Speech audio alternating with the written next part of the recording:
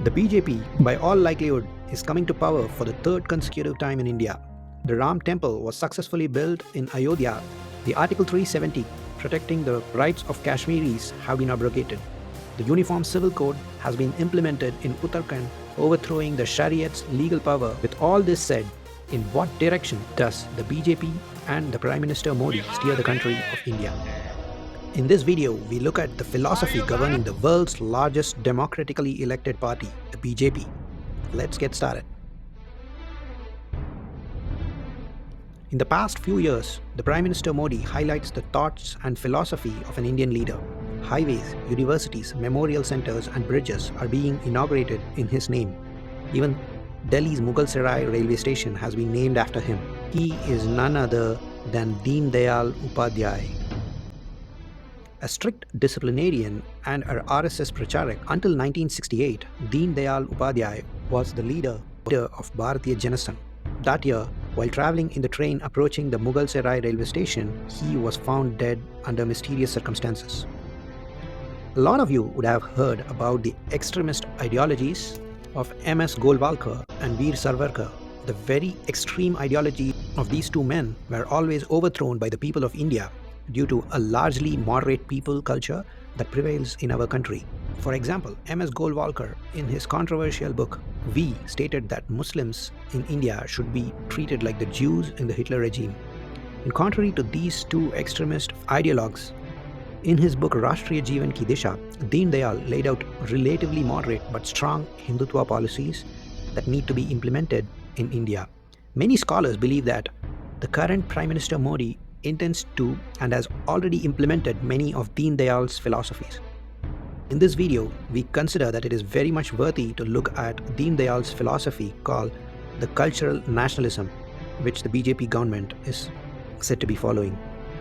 First, we would like to present what Deendayal believed was the false motivation behind India's patriotism that has led to rebellions in many provinces like Hyderabad, Goa, and elsewhere immediately after the independence. So he answers the question, where does India currently derive its unity? According to him, during the Indian freedom struggle and the subsequent writing of the Constitution, India's unity and patriotism had its origin in anti-colonialism, that is, hatred towards the British rulers. The pages of the Constitution echo the sentiments of the French Revolution's liberty, equality, and fraternity. There was no space in the Constitution for the native code of rules that governed the Indians as defined in the Manusmriti. The Anglicized and the Western educated writers of the Indian Constitution gave primary importance to the fundamental rights of individuals. According to him, the pages that filled the Indian Constitution were an ode to appease the minorities, namely the Muslims and Christians. He called this civic nationalism. He said that fundamental rights adopted from the West was based on conflict between the individual and the society. Aping the West, we gave more representation to the fundamental rights of the individual rather than the society.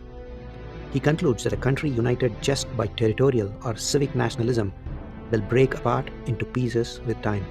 Now let's see the alternative solution that he provided. Where should our country derive its patriotism? Deendayal laid out that a nation should follow a single unified national cultural stream. That is, it should be based on the love for motherland. It should never be based on hatred against a country like Britain and their rule. He says a patriotism based on hatred and revenge will not last the test of time. If you like to see more stories about the involvement of religion in politics, check out our playlist shown at the top right corner of the screen. Only unity based on the love for motherland will endure all the challenges posed, according to him. He said that the people of all faiths should follow the Hindu culture. To explain further, he said that all people should feel pride for leaders like Rana Pratap, Chhatrapati Shivaji, and the like. The people should never feel any pride about the valor of Alauddin Khalji, Babur, or Aurangzeb. In a similar vein, the Christians should never express any allegiance or derive inspiration from the British rule. Next, their places of worship should never be outside the country. For example, the Mecca in the case of the Muslims or the Catholic Rome in case of the Christians.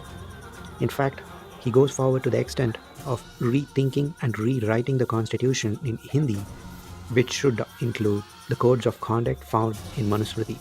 Fundamental duty should be given the primary importance, replacing the fundamental rights.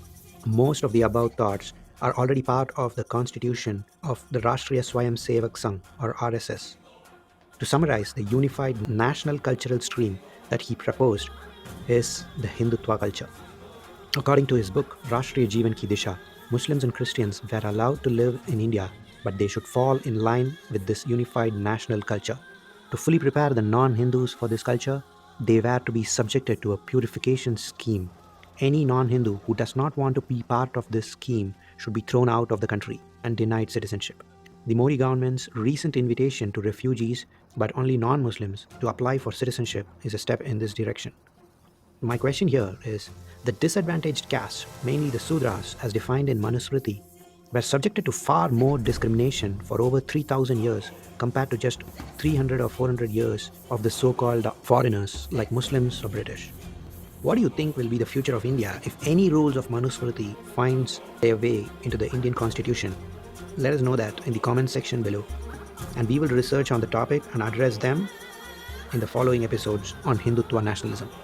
My source material for this episode is from the popular book by Shashi Tharoor, Why I Am a Hindu, in which he had tried to explain things from a neutral perspective.